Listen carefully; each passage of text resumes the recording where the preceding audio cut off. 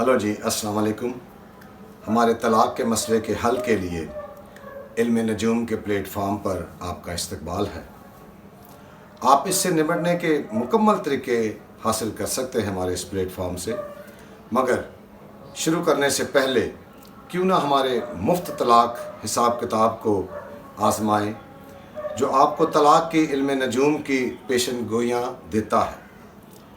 आपको सबसे पहले तो आपको यकीन होना चाहिए कि आपको इल्म नजूम की पेश गोइयाँ के ज़रिए अपने तलाक़ के मसले का जवाब मिल जाएगा।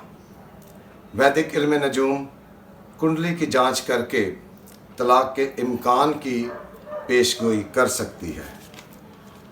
अच्छा, इसमें सबसे ज़्यादा जो ज़रूरी है, जो सबसे ज़्यादा आपकी तलाक़ का बायस बनता है, वो आपका सातवां घर है। सातवां घर क्योंकि शरीक हयात के लिए है, शराकती कारोबार के लिए भी है, मगर इनमें बहुत सारे दूसरे सियारों की मनफी असरात वही इसका मतलब उन्हीं का असर इस पर बनता है। तो जैसे सातवां घर ख़राब हो, जब ये या इसका हाकिम सियारा मुस्बत असर की अदम मौजूदगी में ख़राब सियारों से मनफी तौर पर मुतासिर होता है, तो ये मुस्तकिल रह सकता है। और इल्म नजूम में तलाक़ की अलामात में से समझें ये एक अलामत है। इसके अलावा और बहुत सी अलामात हैं, जैसे मिसाल के तौर पे ल्यूनेसी, पागलपन, किसी का पागलपन होना, चाहे वो औरत हो या मर्द हो, दोनों मियाँ बीवी में से कोई भी एक, डिज़र्शन, इन्हितात, इनफेडिलिटी यानी कि बेवफाई, दोनों मियाँ बीवी में से कोई भी एक अगर बेवफा है तो तलाक़ के चांसेस भी बन सकते हैं। एक ये भी वजह है। डिजीज़, बीमारियाँ भी एक वजह है। क्रूएल्टी, तशद्दुद, ये भी एक वजह है।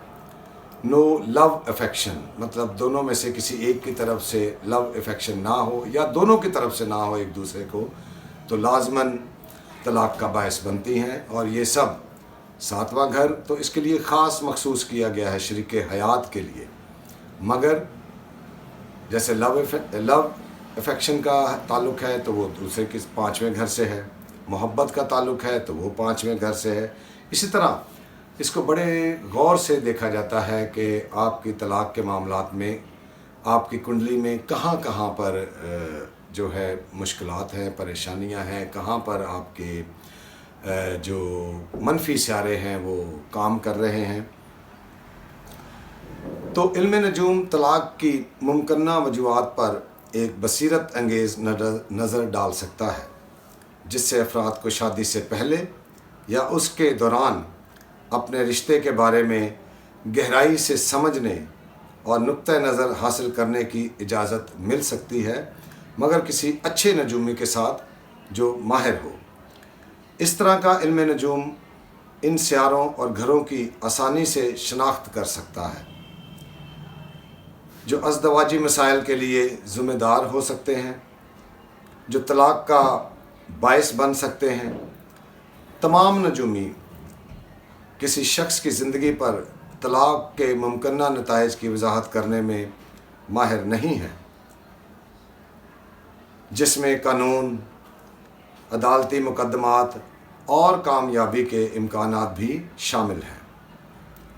बहुत से नजूमी तलाक़ के बाद किसी शख्स की माली और समाजी हैसियत का दुरुस्त अंदाज़ा नहीं कर सकते, इसलिए शादी के बाद की मशावरत अक्सर तलाक़ या अलहदगी को रोकने का सबसे मौसर ज़रिया है, मौसर इलाज है। यानी कि आप शादी से पहले या शादी के बाद किसी अच्छे इल्म नजूम से मुलाकात करें और उससे मुशावरत करें और उससे अपनी कुंडली के ज़रिए, इससे पहले आप के कोई परेशानी का बायस बने, आप इसका सदेबाब ज़रूर करें।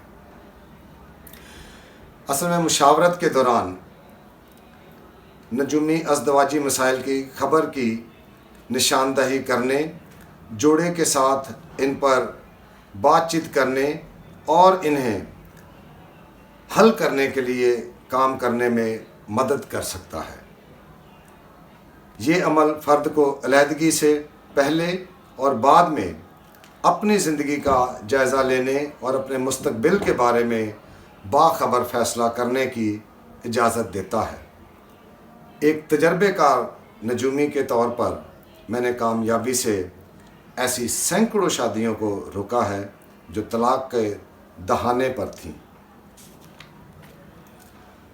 یہ دیکھتے ہوئے کہ طلاق اب ناگزیر ہے اور آپ کی شادی کو بچانے کی تمام پچھلی کوششیں ناکام ہوئی ہیں،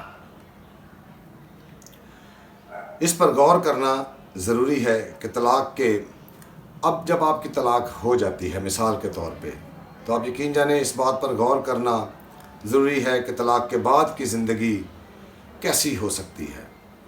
اگر آپ دوبارہ شادی کرنے کا ارادہ رکھتے ہیں تو یہ اور بھی اہم ہو جاتا ہے کہ آپ اپنے بعد کی شادی کے ممکنہ معیار کا جائزہ لینے کے لیے ایک اچھے نجومی سے مشورہ ضرور کریں۔ مندرجہ ذیل باتوں کا ذہن میں رکھنا بہت ضروری ہے۔ مثال کے طور پر اگر آپ نے اپنی پچھلی شادی طلاق پر ختم ہونے سے پہلے کنڈلی کے ملاپ پر توجہ نہیں دی، اس وقت ایسا کرنا بہت ضروری ہے۔ جب آپ دوسری شادی کرتے ہیں، ملاپ کنڈلی دیکھنے سے، اس کو پڑھنے سے، مشاورت کرنے سے کسی بھی شناخت میں مدد مل سکتی ہے جو دوبارہ اسی طرح کے مسائل کا سبب بن سکتی ہے۔ طلاق کے بعد زندگی کے معیار کا جائزہ لینا اور مناسب منصوبہ بندی کرنا بے حد ضروری ہے۔ مستقبل میں ہونے والی طلاق کے علم نجوم کی پیش گوئی کا حساب کتاب یہ آپ کے مستقبل کے شریک حیات کے بارے میں اہم بصیرت رکھتا ہے اور ضروری اور اچھی اصلاح کو نافذ کرتا ہے۔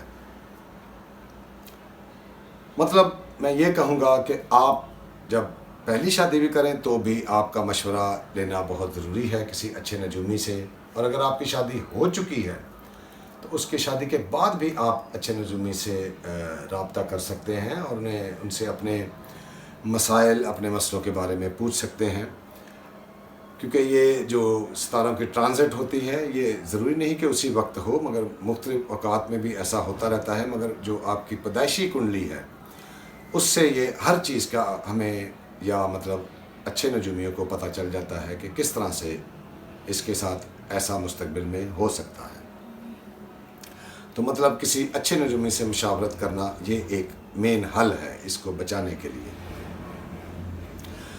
اصل میں اب سوال یہ پیدا ہوتا ہے کہ وہ کون سے ایسی نشانیاں ہیں جو آپ کی کنڈلی میں جو طلاق کا سبب بنتے ہیں۔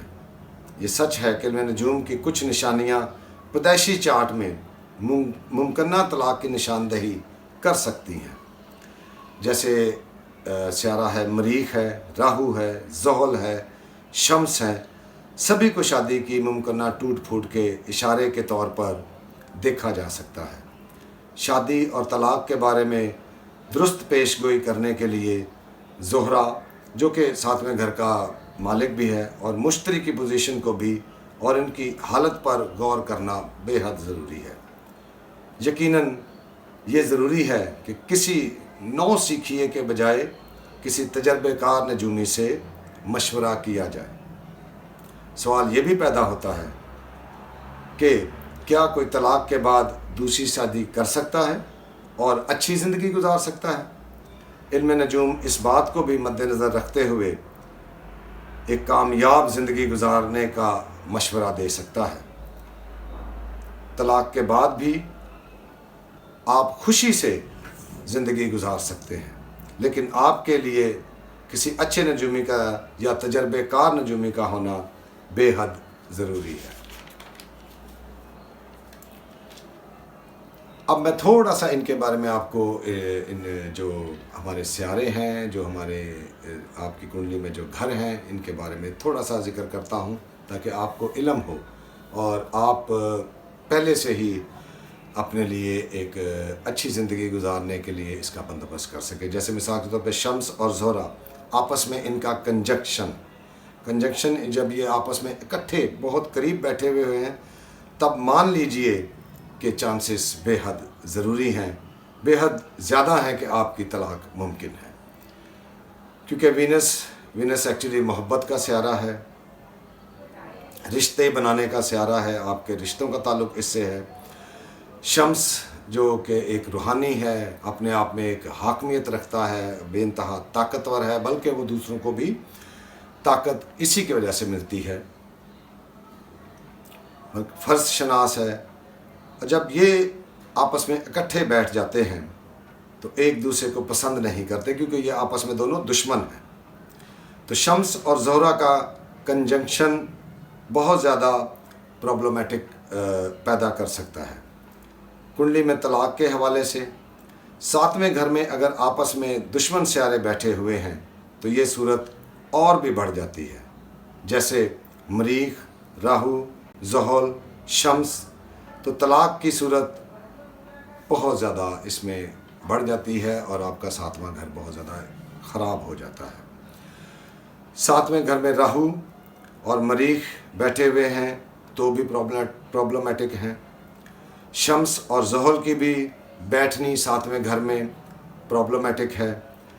अच्छा, ये शादी ब्याह में डिले का भी बायस बनते हैं।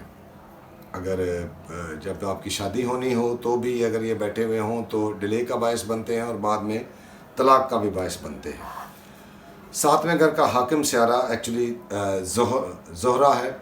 जब ये कम बस्ट हो जाता है, यानी कि सड़ जाता है, सूरज के बहुत करीब होगा तो इसको डेफिनेटली वो जल जाएगा, क्योंकि सूरज की रोशनी बेइंतहा तेज़ है।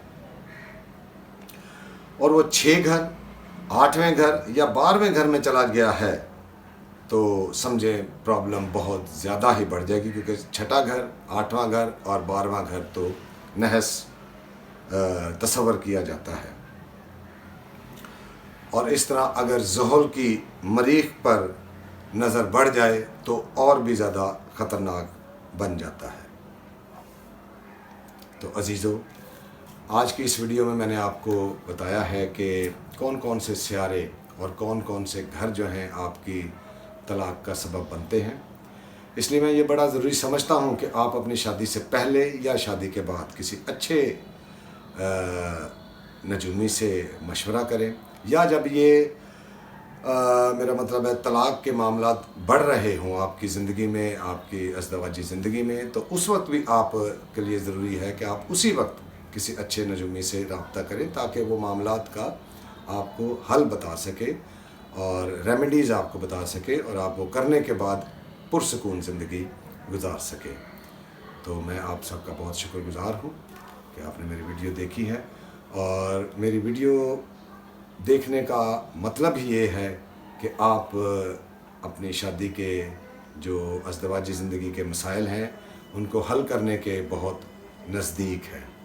तो मेरी वीडियो को सब्सक्राइब करें, शेयर करें, लाइक करें और मेरी तरफ से आप सबको अल्लाह पाक इन तमाम मसलों मसाइल से महफूज रखे। आमीन। अस्सलाम वालेकुम।